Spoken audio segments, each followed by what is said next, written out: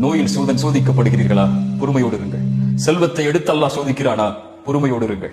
அல்லாஹ் உயிர்களை பறித்து நீங்கள் விரும்பக்கூடிய நேசிக்கக்கூடியவர்கள் எல்லாம் மரணிக்கிறார்களா? பொறுமையோடு இருங்கள். அல்லாஹ் உங்களை கண்ணியத்தில் சோதிக்கிறானா?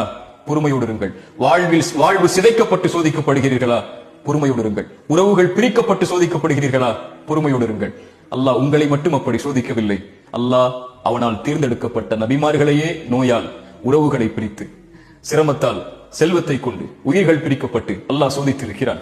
குழந்தைகள் இல்லாமல் அல்லாஹ் சோதித்திருக்கிறான். குழந்தைகள் இல்லையா உங்களுடைய வாழ்வில்? பொறுமையோடு இருங்கள். வபஷ்ஷிரிஸ் சாபிரீன், பொறுமையை கடைபிடியுங்கள். இப்படி எந்த வழியில் மரணம் வரை உங்களை அல்லாஹ் சோதித்தாலும் பொறுமையை கடைபிடித்தால் வபஷ்ஷிரிஸ் சாபிரீன், அந்த பொறுமையாளர்களுக்கு நற்செய்தி சொல்லுங்கள். என்ன நற்செய்தி?